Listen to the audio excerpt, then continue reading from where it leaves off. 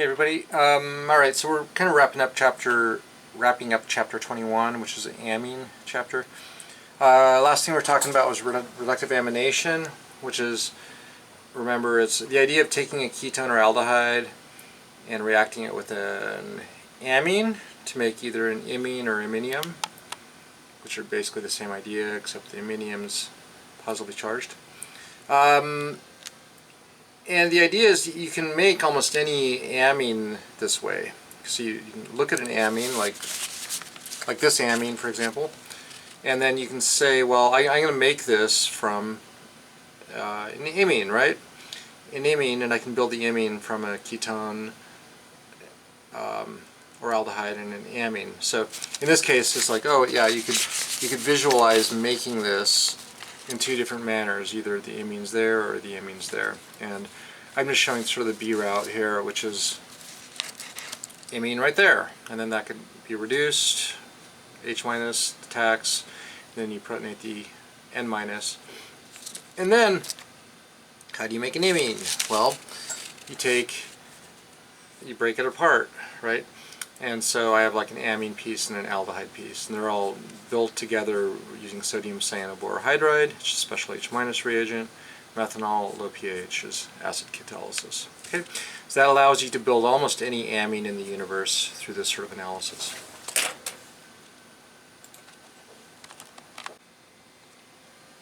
Okay, and then the next thing we started talking about briefly last time, and I'll just continue, is the idea of synthesizing amines from amides, not from imines or iminiums, but just amides. And we know this stuff already, it's all chapter 20. There's two kind of ways to do this. Direct reduction basically means make an amide, easy to make amides, right? And then reduce it using lithium aluminum hydride, that makes amines, right? And also the Hoffman Rearrangement, which is that weird thing where we make a primary amide and then it rearranges with lots of CO2. That's a cool chapter 20 reaction. Okay, so let's talk about those two things now.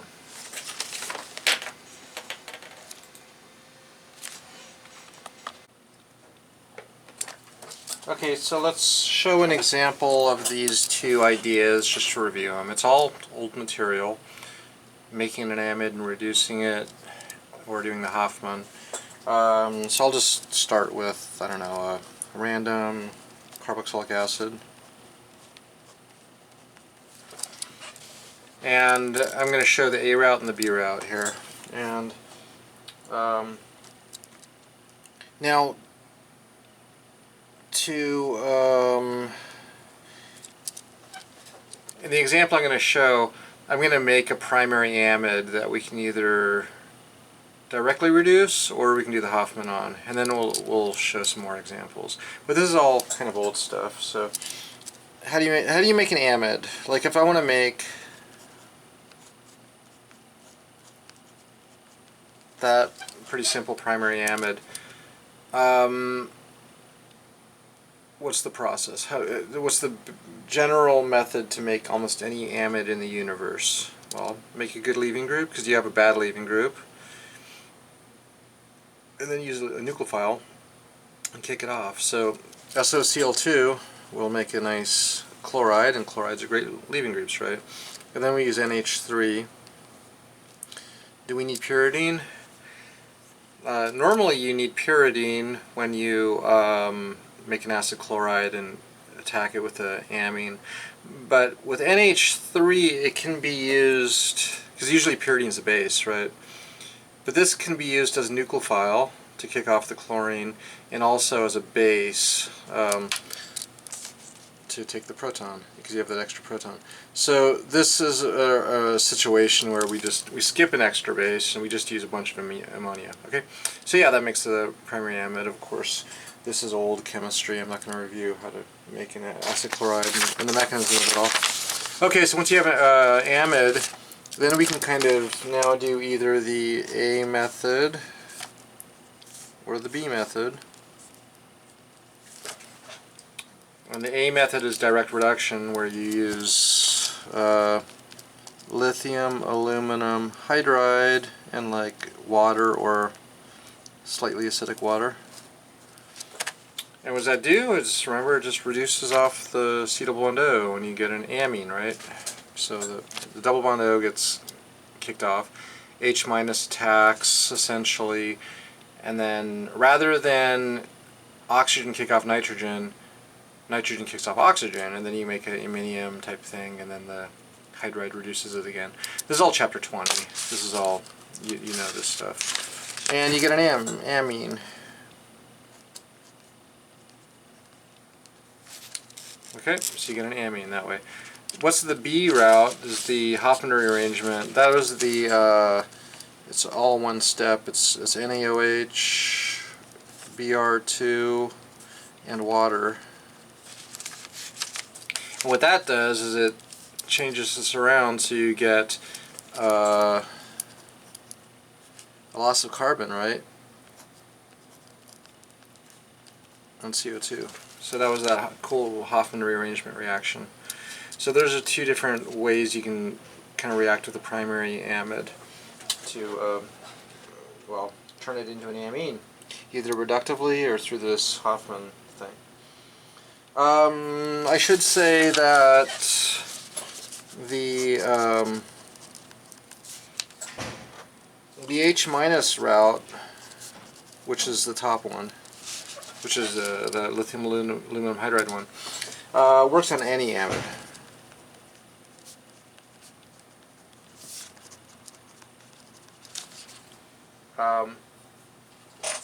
While the Hoffman does not work on any amide. The Hoffman thing specifically requires a primary amide. Requires primary amide. Okay. Yeah. So let's show another example of the H minus route. Make some random amide and then reduce it, which you've seen a couple times now. I don't know. Let's see. We'll do phenyl, some random amine. We'll do some random acid chloride.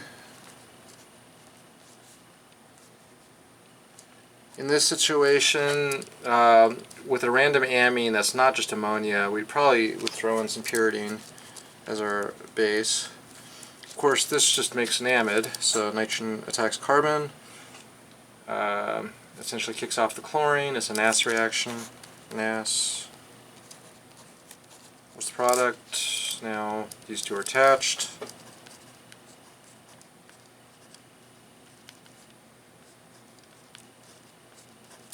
Now you have our some kind of amide. And then if we do lithium aluminum hydride and a little bit of acid afterwards, this just wipes off the acetyl bond O and you're left with a amine.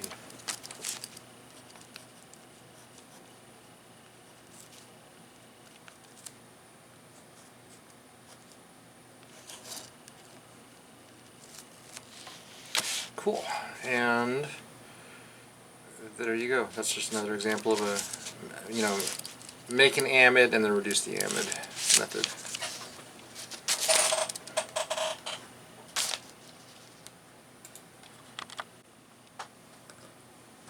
Okay, so this idea of taking amides and making amines from them is very general, and it's nearly as general as reductive amination, which is the number 7 topic, making amines and reducing them.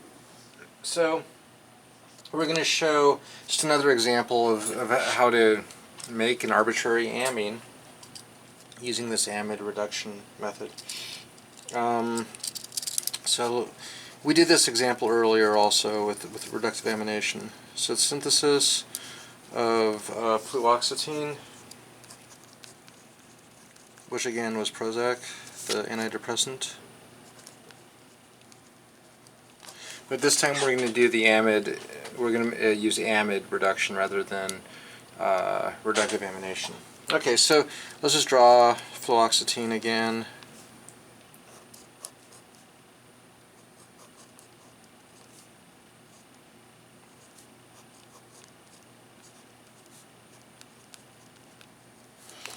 Okay, this is fluoxetine. And what we did previously with reductive amination was we thought, oh, well, we could, have an amine right there, or you can have an amine right there, and then you could just build the amines, right, from the appropriate amine and ketone or aldehyde. I think those are all aldehydes. But this time we're not going to do reductive amination, we're going to do the amide method. So now we also have two routes, and I'll just draw them like A and B. And in one case you have an amide there, and in another case you have an amide there. Alright, that's pretty easy.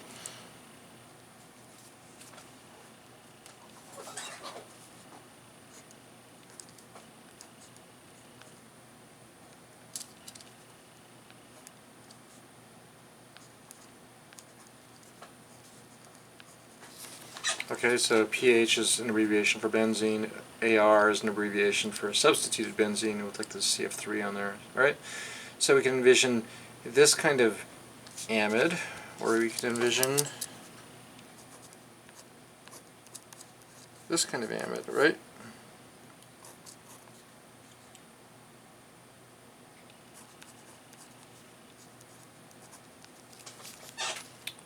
And what's the reaction that reduces these amides to the amine? Well, it's lithium aluminum hydride and acid. Lithium aluminum hydride and acid. Now it's just a matter of like, well, okay, how do we build these amides? Well, I can build an amide from an acid chloride or reactive carboxylic acid derivative. So usually it's going to be an acid chloride or maybe an anhydride or something like that. And we could also build this one, right? So now it's like all we got to do is build those things, and then we've kind of devised a synthesis for fluoxetine. Okay, so let's do this one first. This one's pretty easy. All you do is you envision, well, we take the acid chloride,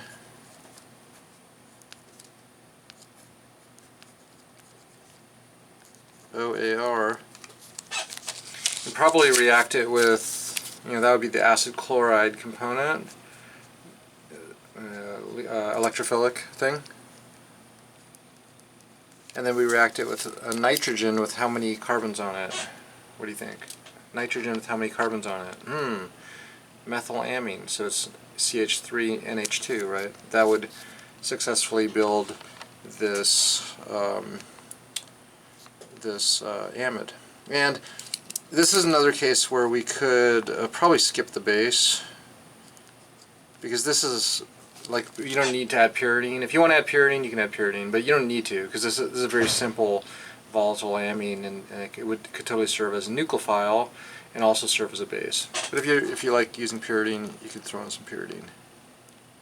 Put parentheses around it. Alright, whatever. Okay, and then of course, how do you make the acid chloride from the carboxylic acid?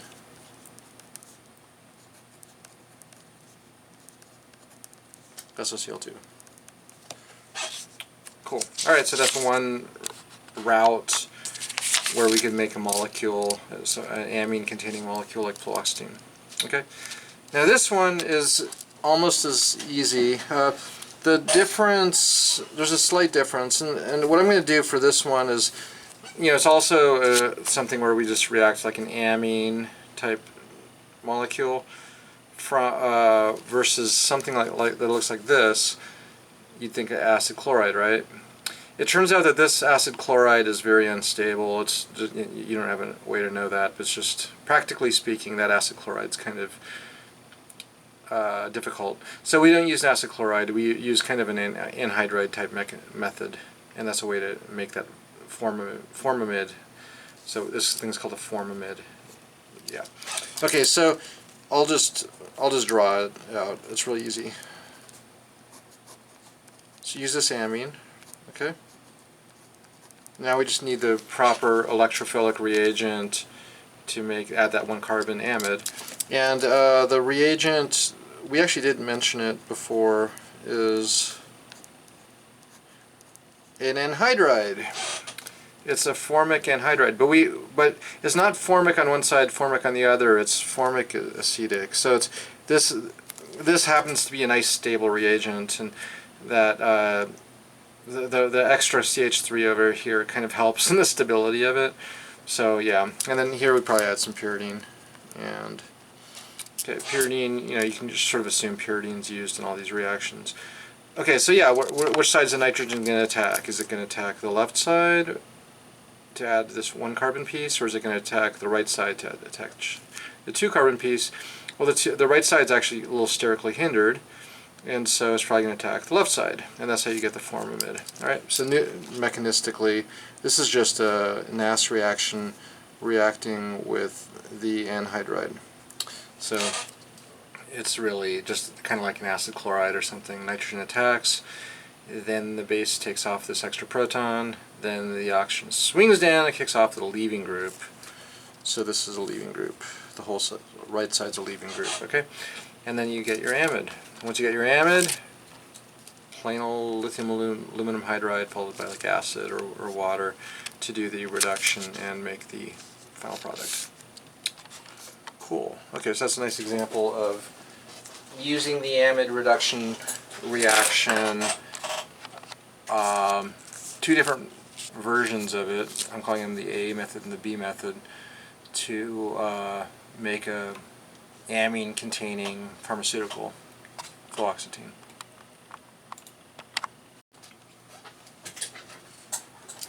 Okay, so we're on to, I think, the last topic we're going to cover in the amine chapter. It's another Hoffman reaction. It's actually the same Hoffman, but a different reaction. It's called the Hoffman Elimination reaction. So this is not the Hoffman Rearrangement reaction, which we are familiar with, which converts a primary amide into a primary amine. But it is actually the same person. His name is August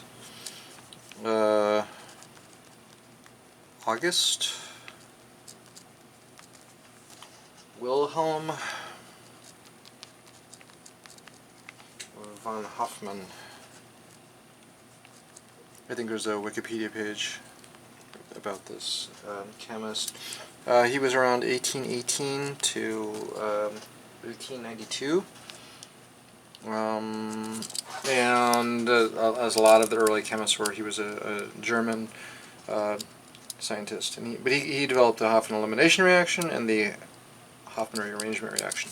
Okay, and this reaction, the Hoffman Elimination, has to do with quaternary ammonium salts. Quaternary ammonium. So what are those again? We talked about primary amines and secondary amines and tertiary amines. It's the one with 4 things on the nitrogen. It's called a quaternary ammonium. So it's got a couple steps, and we'll go through them. The first one is you make a quaternary ammonium.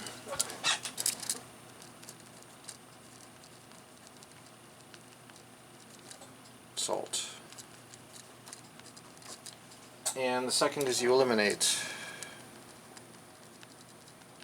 the quaternary ammonium with base. And what does that mean? So we'll show an easy example. We'll show a basic idea. The basic idea is, imagine I have a amine, a primary amine, and I blast it with methyl iodide. Methyl iodide. Which you kind of saw this in the beginning of the amine chapter, you know, when we talked about alkylation and good methods and bad methods to make primary amines. We showed this, essentially, that nitrogen can attack, and then it loses a proton, and then it attacks again, loses a proton, attacks again. It just keeps going and going and going, and you just exhaustively methylate the nitrogen. Okay, so just imagine we've exhaustively methylated the nitrogen, and now we have a quaternary ammonium salt. That's a quaternary ammonium salt. Why is it a salt? Because you have a plus charge thing, and you have a minus charge thing, iodide, whatever.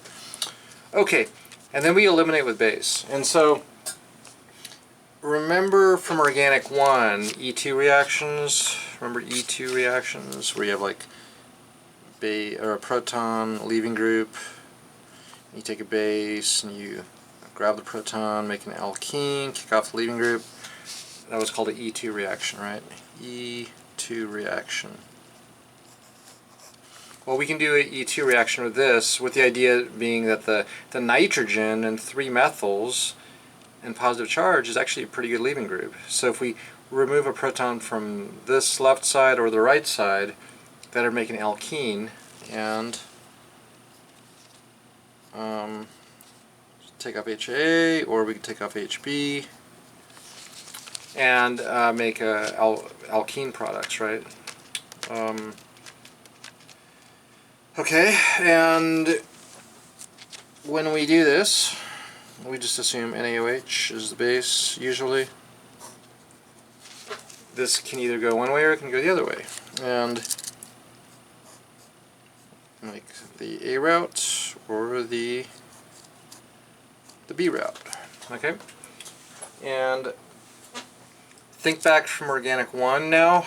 I know it's hard to think back so long ago.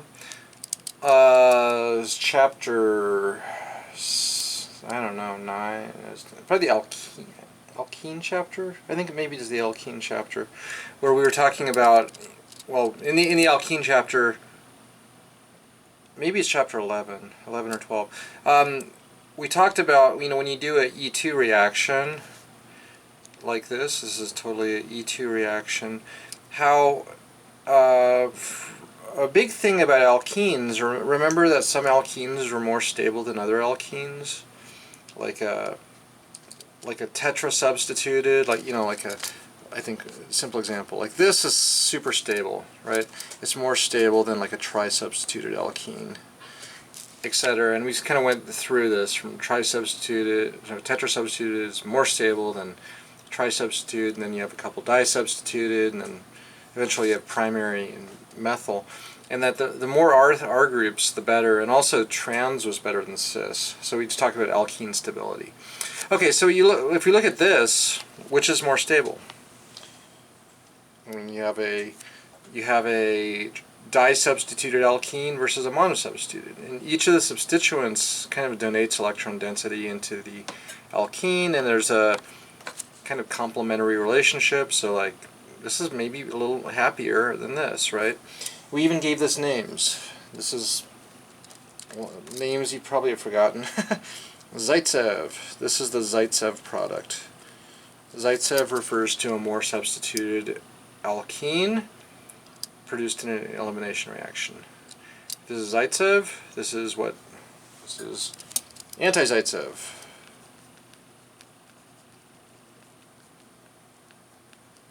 Okay, so we have Zaitsev, we have anti-Zaitsev, and which is the more stable one? The Zaitsev one is the more stable one. Okay, so then the question is, which of these is actually formed? The Zaitsev kind of happy, stable one, or the anti-Zaitsev sort of unstable one? Is it less stable alkene? So you think about that, you're probably going to say, oh, it's the Zaitsev one, the more stable one that's formed. And the answer is no. It's the anti-Zaitsev one. So it's kind of weird. Why would the anti-Zaitsev one want to form?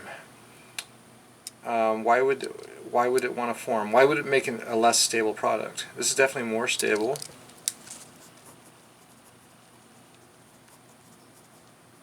Because it's disubstituted, right? It's a disubstituted alkene. This is less stable, but it's the one that's formed.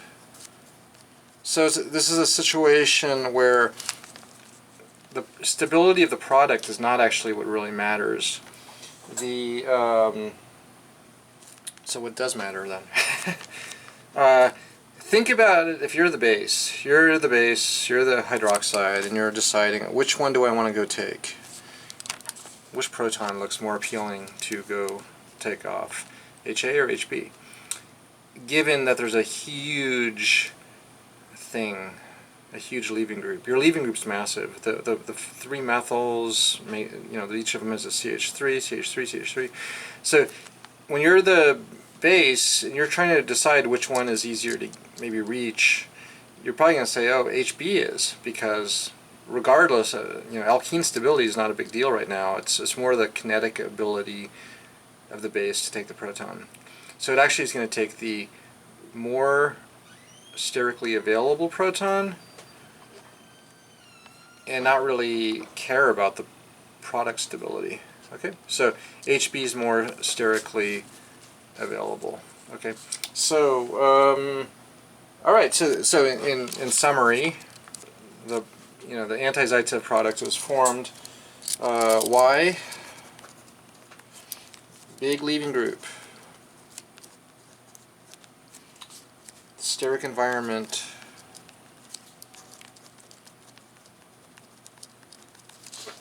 Disfavors the Zaitsev product. Okay. Now, in a lot of the E2 reactions, and we'll review those in a second. In a lot of the E2 reactions, this isn't an issue, and it actually just makes a Zaitsev. So we'll see that in a second also.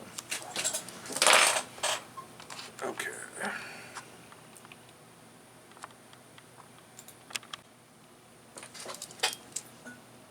Okay, so we're doing the Hoffman still elimination. Why elimination? Because that's what we're doing when we're making alkenes, right? Okay, so let's review E2 reaction real briefly from what you knew from chem335, from organic 1. The way we usually teach this, we actually usually use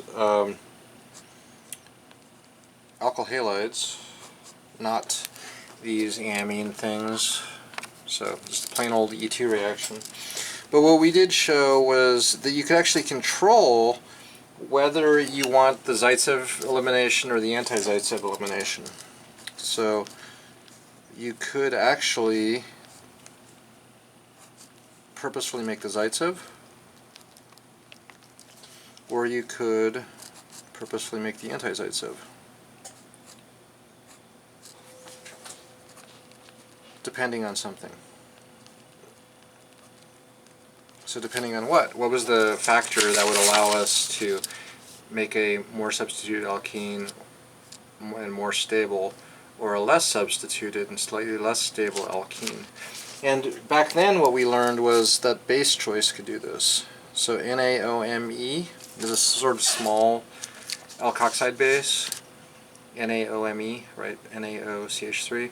And it would take this is not a very picky reagent. It just kind of grabs the next door proton. But when you use a non-selective base, it will generally make the Zaitsev product. But if we want to make the anti-Zaitsev product, how could we do that? Maybe a different base? And the answer was yes, just a different base. So like a very sterically hindered base, like sodium tert butoxide. Sodium tert butoxide is a huge base because it's got all these three methyls. And when this base is deciding which proton does it want to get, it actually will get the one that's sterically more available. This one's kind of in the middle of a bunch of stuff, right? And so it actually grabs this one, and that is a more sterically available proton. So I'll just draw the mechanism for the bottom one here, and so yeah, of course the top one is the same thing. It just grabs the other proton, and that's how we achieved Zaitsev and anti-Zaitsev control of alkenes back in organic 1. Okay? So now we'll do this Hoffman elimination. So it's going to be related to these amines, and we'll just draw kind of a similar looking molecule.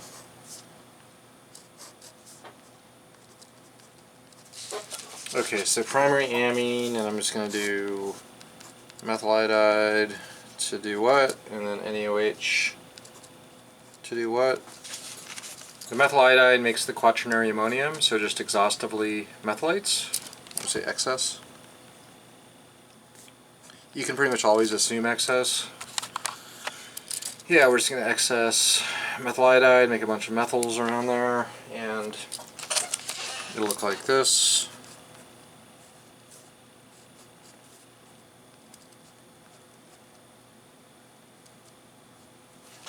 Okay, and now are we going to make the Zaitsev elimination or the anti-Zaitsev elimination? So the OH now comes in to either take one proton or the other. So this one or this one. And of course it's going to take off the anti-Zaitsev one, which is what we just said.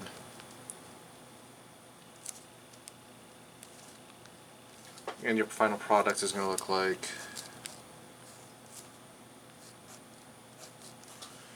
the anti-Zaitsev elimination product.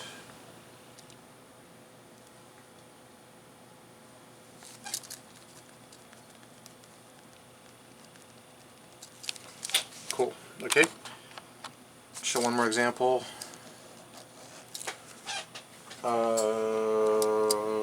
Okay, one more. Alright, so slightly different.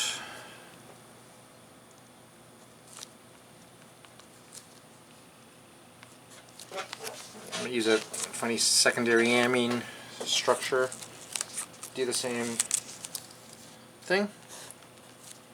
Methyl iodide. Now we can methylate it once to make a tertiary amine, and then we methylate a second time to make the quaternary ammonium.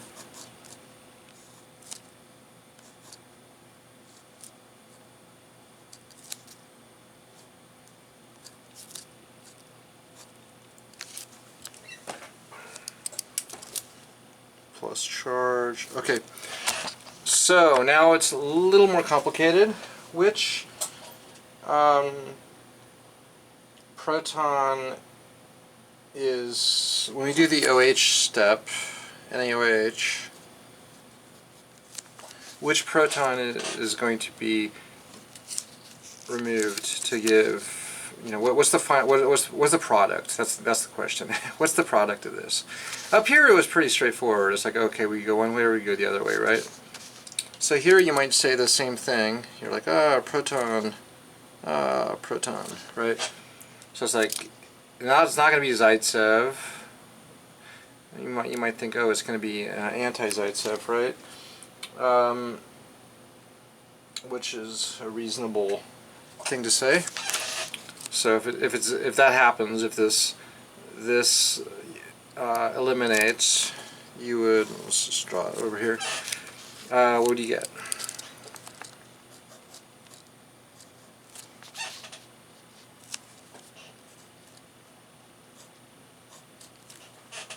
And then you got N-methyl, methyl, ethyl, right?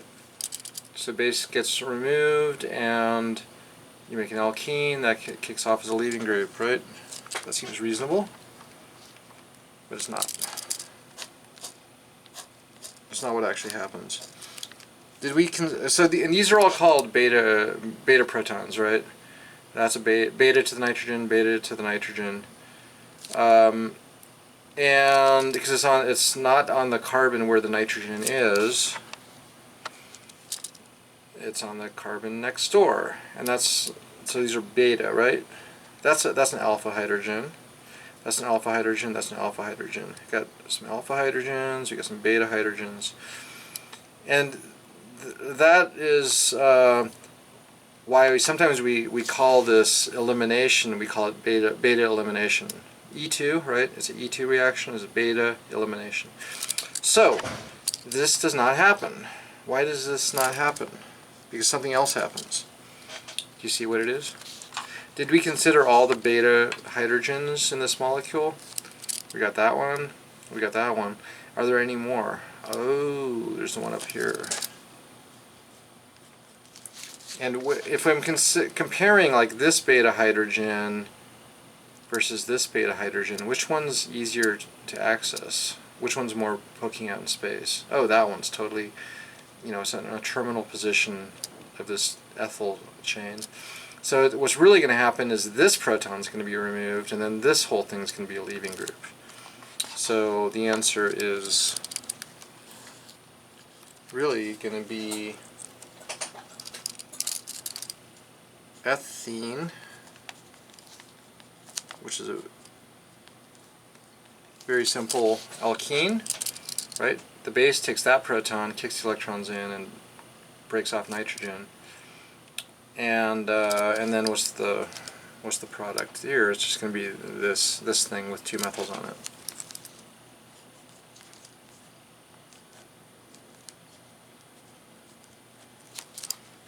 And that's the product.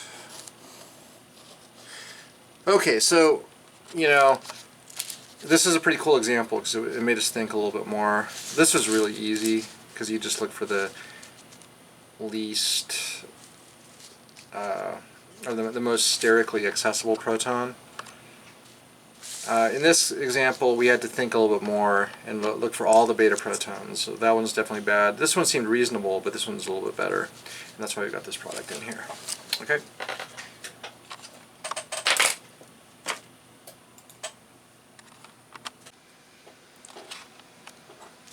Alright, so we're done with chapter 21 in the amine chapter. There was one last topic called the Mannich reaction, M-A-N-N-I-C-H. It's a pretty cool reaction, but we just kind of skip it due to time, and if you take an advanced course you'll hear about the Mannich reaction.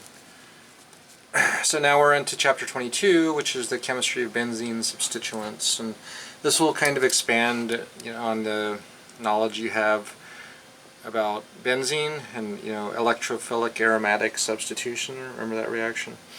And just kind of deal with like substituents on benzenes, right? Like a methyl group on a benzene, for example. Okay, so a couple concepts about this that we're going to see over and over. First of all, if we have a benzene and we have a methyl group or alkyl group, this position is called a benzylic position. Benzylic with a 1L. Benzylic position. And it has some special properties and reactivity. And if you have a molecule, well, an example of the benzylic position is this molecule. This is called benzyl bromide. Benzyl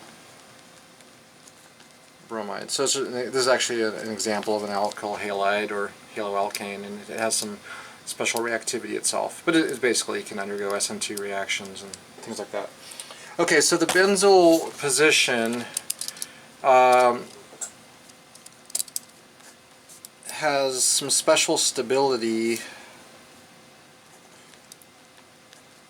within like reactive intermediates. Like, what are reactive intermediates? Like radicals. What are the other ones? Something with positive charge, something with a negative charge. Remember those? Yeah. Carbocations and carbanions.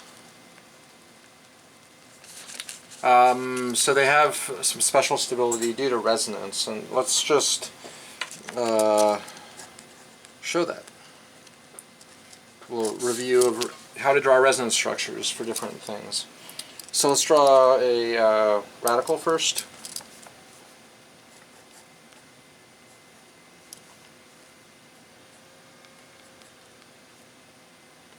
Okay, so there's a nice benzyl radical.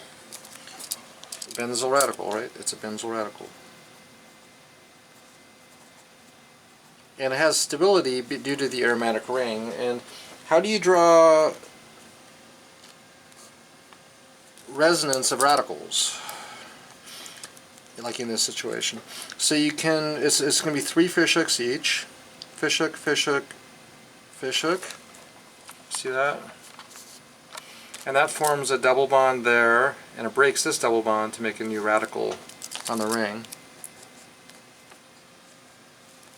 Now you have CH2 dot, CH2, no dot, but you have a dot there. Okay, and now you have a new radical. And then each of these resonance structures is 3 fish hooks.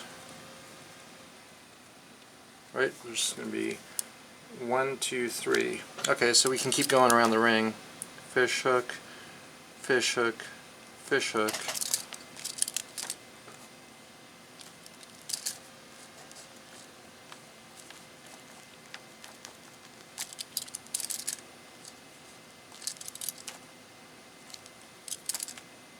Okay. Keep going and going. Eventually you'll wind up with the final resonance structure, which is, looks like the beginning. It kind of looks like the beginning, but it's not the same. And that would be with the alternate double bond configuration. Okay? So you can draw all of them if you want. Practice of how to draw resonance of radicals. Okay. Carbocations do the same kind of thing. So they are also resonance stabilized. So CH2 plus charge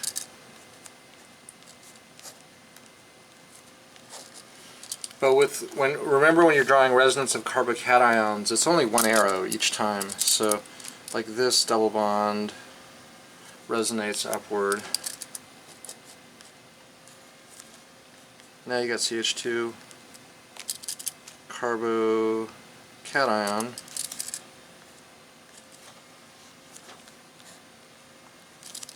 kind of comes around and keeps going.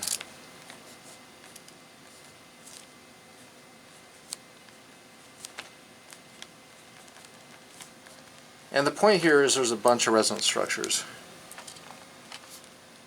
And it kind of just goes around the ring. And this is something you actually do in Organic 1.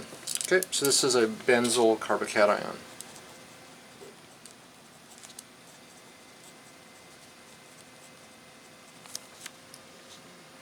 Benzyl Carbocation. What about a Benzyl Carbanion? It also has all this tons of stability due to resonance. So how do you draw a Benzyl Carbanion? Now it's CH2 ... negative. Double bond, double bond, double bond. But now, rather than, with carbocations, you kind of chase after the carbocation with the arrows. Now it kind of goes, you chase away from it. So there's 2 arrows. Here's 1 arrow, etc. Now it's 2 arrows, etc. And the point is you have a bunch of resonance structures as well. 2 arrows, etc., etc.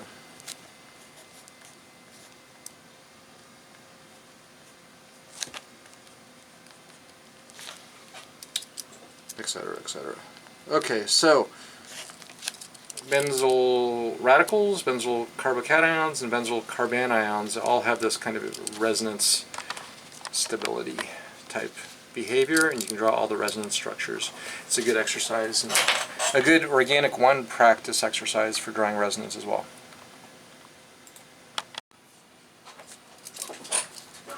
Okay, given this, Benzyl radical stability, etc., let's talk about benzylic radical bromination.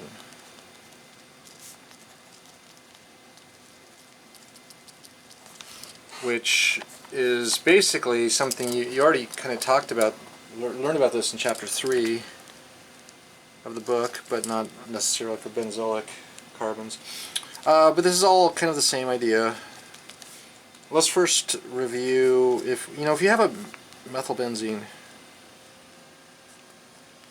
and you react this with Br2, think back in your aromatic chapter. Did anything happen here? Like, oh yeah, but orthopara director.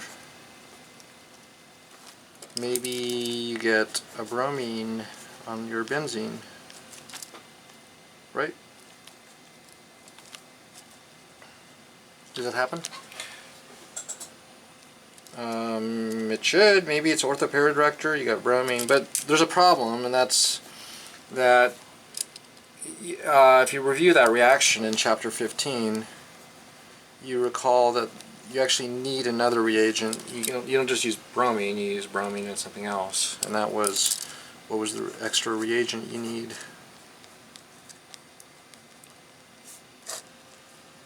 Bromine and something else. Iron tribromide, remember that? So that actually does work, and it is an orthopara director, and you get the para bromide. And it's EAS, right? Which is chapter 15. 15 and 16, where you learned about orthopara directors and stuff. Okay? Alright, cool. So, what if we go back to chapter 3 now and think about how might you vary this reaction and use bromine in a way where the bromine goes onto the alkyl group. Was that possible?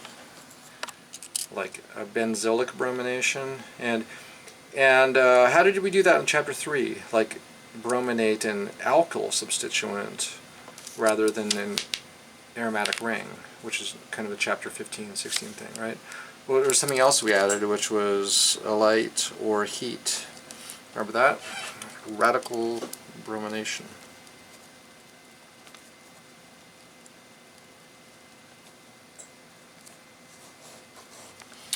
Radical bromination. So we did learn about that in chapter 3, and this happens not on the benzene, but on the alkyl substituent. If you remember, it happened through a benzylic radical intermediate. So there's a bunch of steps. Remember that, and you actually make a radical, right? And would this be favorable? Maybe there's something special about these kind of radicals, and they're kind of extra stable. And that's the case. Yeah, this is a stabilized radical, as we just learned. It's got a bunch of resonance structures and stuff, right? Okay. We call it radical bromination. Another name might be benzylic bromination.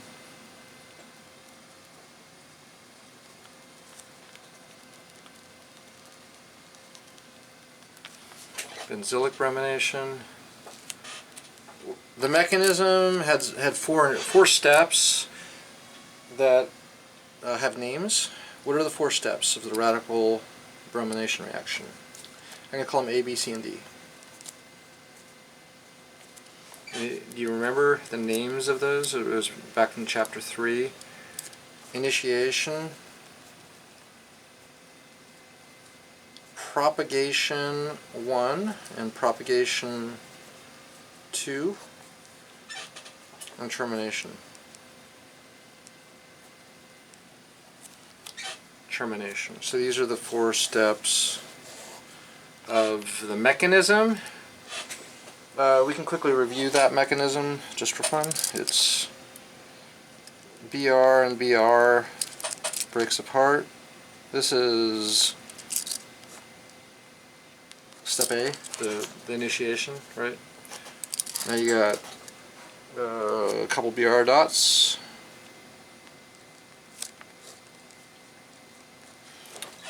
And then we got step B, which is going to be that's a funny way of drawing toluene. It's CH2 phenyl, right? But we can easily show the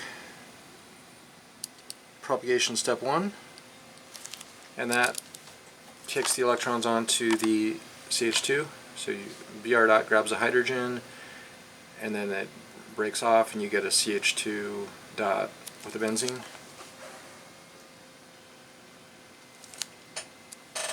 Okay. So that kind of, we're going to make a little circle type thing, and that makes HBr. Okay, so HBr forms, and now you have phenyl CH2 dot H2 carbon phenyl. Alright, that's basically propagation step 1, and now you have a benzyl radical, which we know is a nice happy radical.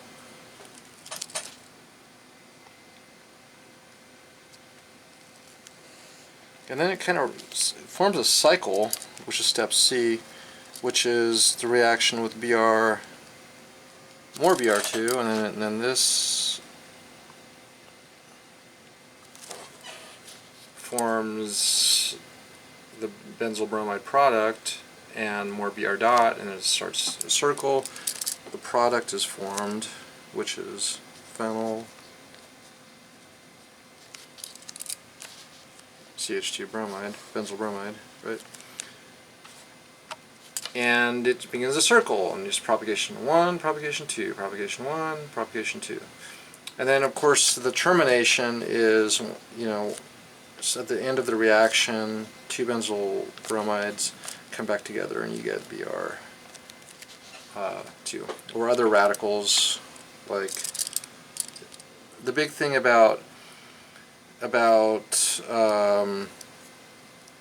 termination, which is step D, is that 2 radicals kind of find each other, whether it's 2 Br dots, or you could have phenyl CH2 dot and phenyl CH2 dot come together,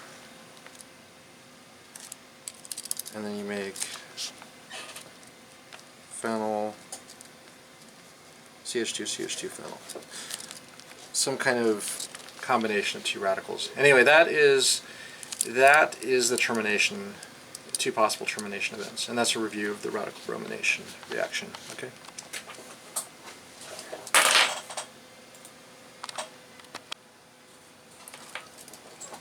Okay, so that was kind of a an overview of benzylic radicals and how they're kind of happy resonance stabilized species. Let's talk about benzylic carbocations now. And a big time that we talked about carbocations was in Organic 1, and it was this SN1 reaction in Solvolysis. Chapter 7? I think it's chapter 7. Okay. So recall, if we have a tertiary bromide, for example, and we react with ethanol, this was an SN1 reaction, SN1. And basically, you would get an ethyl ether. And there's also a little bit of E1, which is the Alkene Formation. The mechanism of this was really easy. Bromine goes away, you make a tertiary carbocation, which was a happy carbocation, stable tertiary carbocation. Then ethanol attacked it. This is back when you didn't know any mechanisms, right? So we had to draw every mechanism very carefully. Ethanol attacks, you have an extra proton, then you lose a proton, and you get the ether. Alright? Okay. What if you got a molecule that looks like this?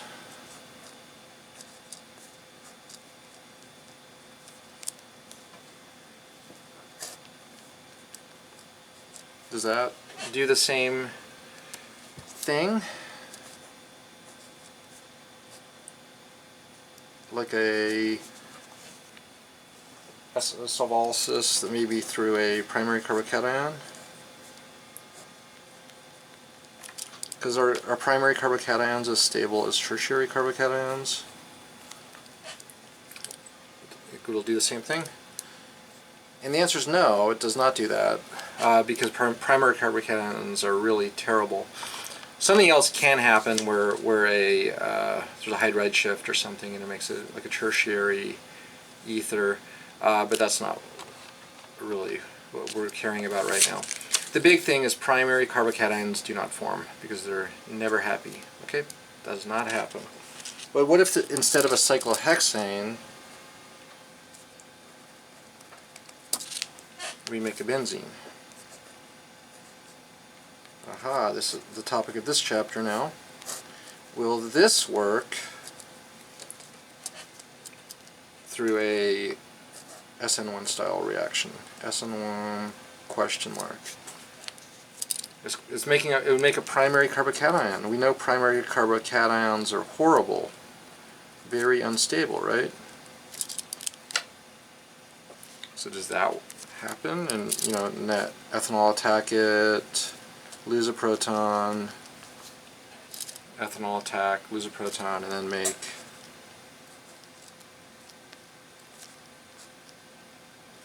ethyl ether.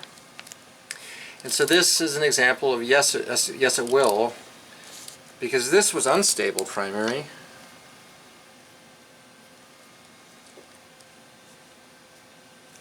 But this is actually a stable primary carbocation. Unstable primary carbocation, stable primary carbocation. Due to all the resonance we were talking about, how oh yeah, there's a ton of resonance structures, and for that reason this does actually happen. So it's a little, we have this theme now of benzyl radicals, carbocations, and carbanions kind of being stabilized, and this reaction will totally occur. Okay.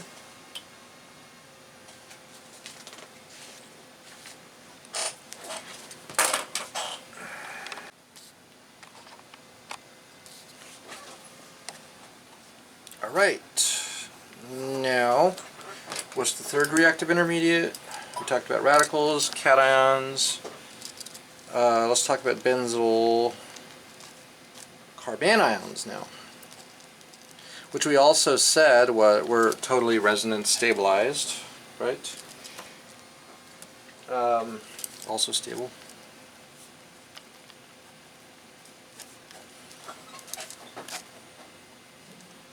And these can be used for things like alkylation.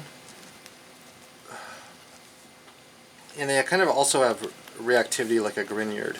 Like they'll attack an aldehyde or something like that. Just like a Grignard, like other carbanions. And Grignards are carbanions, right? Just a carbon with a negative charge. So recall, if we talked about acidity, hydrocarbons are not acidic. So the pKa of this, any ideas what the pKa of cyclohexane is? Very, very horribly unacidic. pKa is like 50. That basically means there's not a base in the universe that will just take off that proton. Okay? So not acidic.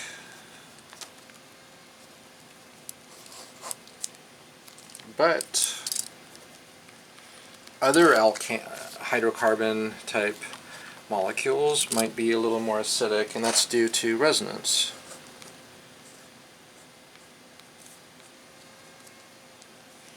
So toluene, the pKa is actually much more accessible to bases. It's more acidic. It's not super acidic the way like acetic acid is or something like that, right? But 41, I don't know, like there are bases that'll take off a proton with a pKa of 41, like butyllithium, right? Butyllithium is a super base. It'll take off almost anything. Not good enough to take off this proton, but it'll totally take off a proton with pKa 41. So base takes proton, takes electrons onto carbon.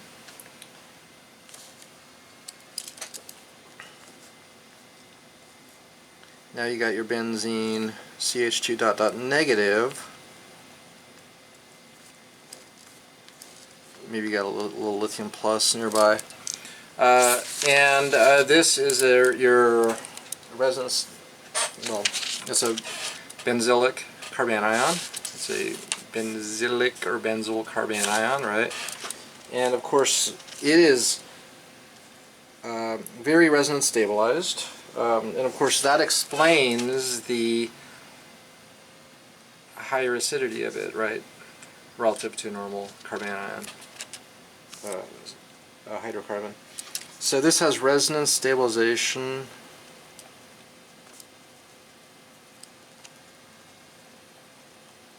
of the conjugate base. And that's kind of our universal explanation for most acidity in organic chemistry. Resonance stabilization of the conjugate base, and that's why this is, relatively happy. And so you can make it, and what can you do with it? Well, one thing we can do with it is SN2 style reactions, like a bromo alkane. This is delta negative, this is delta positive.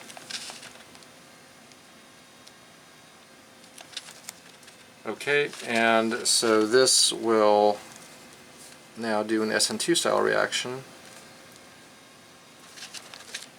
and attach that propyl group to the benzene, methylbenzene. So we had 1 carbon, now we have 3 more, so there's 4 carbons total.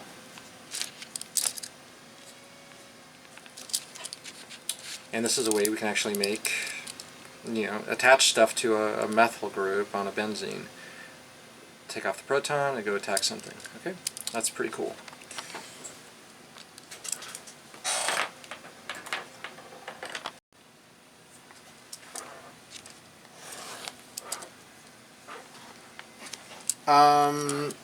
As you might envision, this is pKa 41. If we start adding stuff to the benzene, could that enhance the acidity, like make it maybe a little more acidic? And the answer is yes. So, like a nitro group is a very electron withdrawing group, and it will stabilize negative charges on molecules. And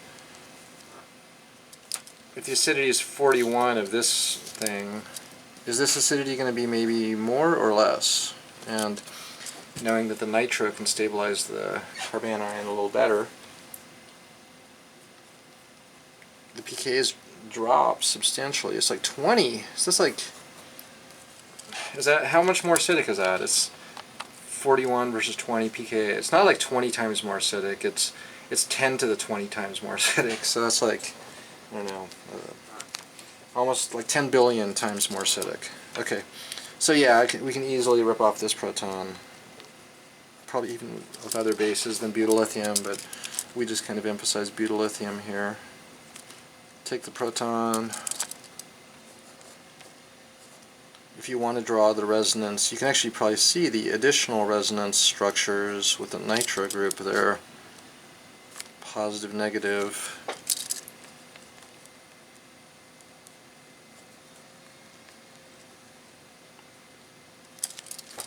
Okay. Alright, so the negative charge is actually on the carbon. We should draw that a little more clearly. Okay. Yeah. So yeah, this has additional resonance stabilization. Additional resonance stabilization. Of course, things like nitro groups do that, and if you push the electrons in, you can eventually push onto the nitro and see that additional resonance stabilization. So just as one example here, I'll just react this rather than something boring like an alkyl halide. Let's, I don't know, throw in a aldehyde, just like a Grignard or something. Ketones, aldehydes, epoxides, all those things that a Grignard would attack. Well, this would attack also, because it's just like a Grignard, right? So negative charge attacks the carbon, the aldehyde, protonate the O minus. Product is O2N. You got the nitro. You had a carbon, but now we have an additional alcohol.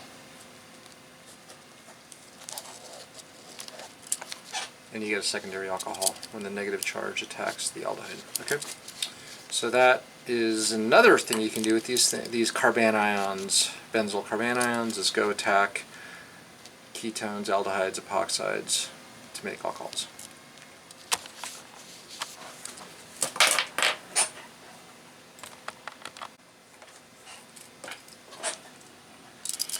Okay. Quick reaction, we're not going to spend very much time on this, but the benzylic position is prone to oxidation. using various oxidizing agents. This is a little unusual, but we'll just kind of mention it. No mechanisms or anything. Okay, so it's a boring paras disubstituted benzene. KMNO4 is a super strong oxidizer. Super strong oxidizing agent. And it will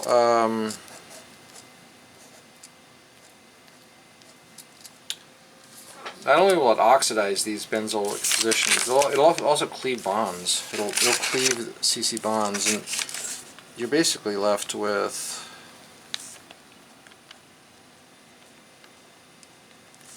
a carboxylic acid, and then like a 2-carbon piece that's probably just going to be acetic acid on the other side. So this is a pretty intense oxidizer, and yeah. So this kind of well, cleavage of carbon-carbon bonds is pretty crazy. The mechanism, without talking about it, because I don't really have a good idea, it probably does require a benzylic CH to happen, and I'll show why in a second. So yeah, we got a benzoylic CH there, we got a benzoylic CH there, and yeah, those you at least need a CH to actually undergo this crazy reaction. And I'll show an example of how we know that. If we have a tert-butyl group, which does not have a benzoylic CH, and then we have like maybe isopropyl group, which does have a benzoylic CH, do the same thing with KMNO4, and the tert-butyl group survives. So something about the benzylic CH, and this does get cleaved, and I think you get 2 carbons that are probably 2 CO2s. So those 2 carbons gets lost as carbon dioxide molecules. Okay. So anyway, that's just a kind of a random reaction of oxidation of the benzylic position.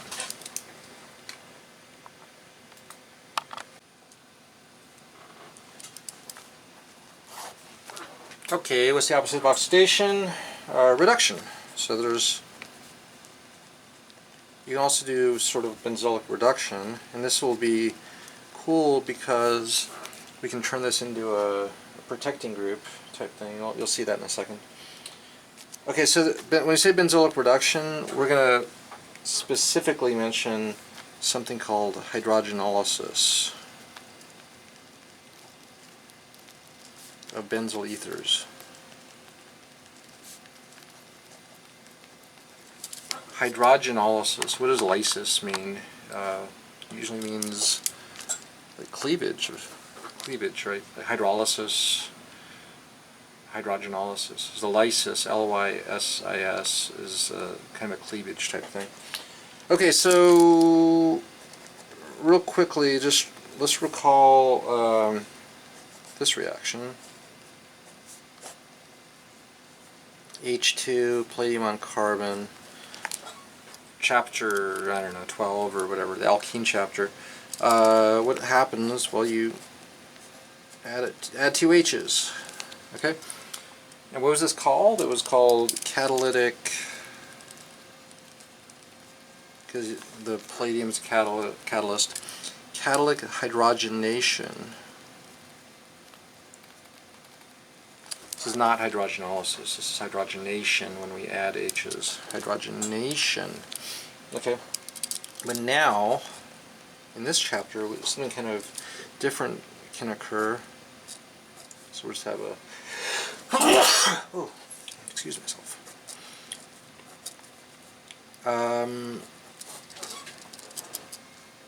Benzyl ether. So this is a phenyl CH2 oxygen. Benzyl ether.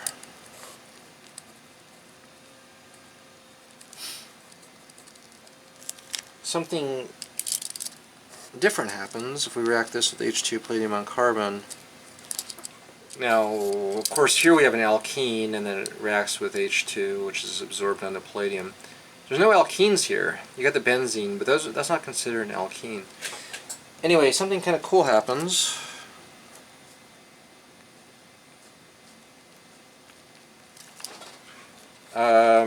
You have cleavage of the benzyl bond, the oxygen-carbon bond. That gets cleaved, and you actually get toluene out. So toluene, methylbenzene, is kind of the byproduct here. And this is called hydrogenolysis because you're actually lysing, right? Hydrogenolysis of the benzyl ether bond. The mechanism of this is pretty simple. It's kind of similar to the hydrogenation mechanism that you learned in probably Organic 1, I think. Basic idea: you got the catalyst. There's the catalyst, palladium. H kind of sits on top, and gets absorbed. So 2 electrons, 2 electrons. Now you have HH on your catalyst. It's absorbed on there. And then our benzyl ether, RO,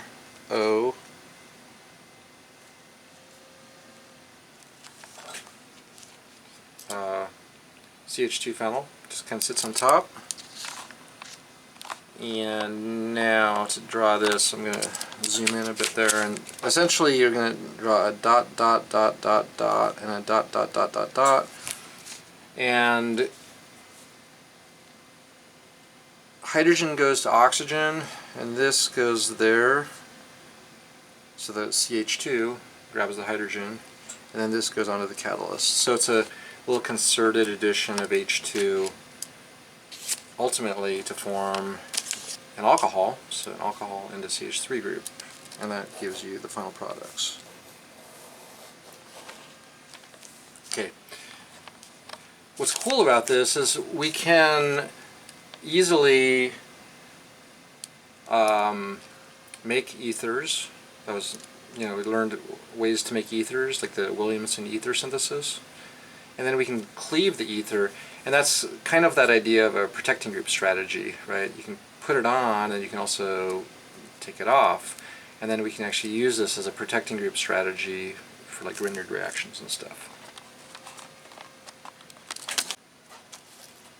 So I'll continue this next time. I just want to show the basic idea of a protecting group strategy here. Just to show this. Alright, so say we have a bromine alcohol, and we want to do a synthesis, just a standard Grignard type thing.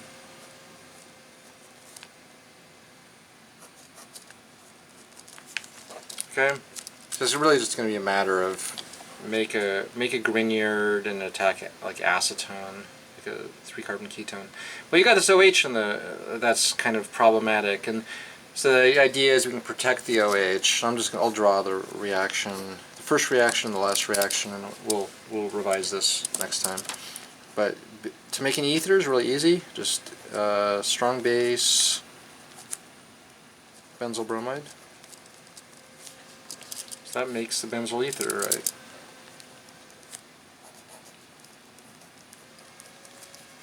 Then you do your Grignard stuff, and magnesium, acetone, and that makes the alcohol. The last step will just be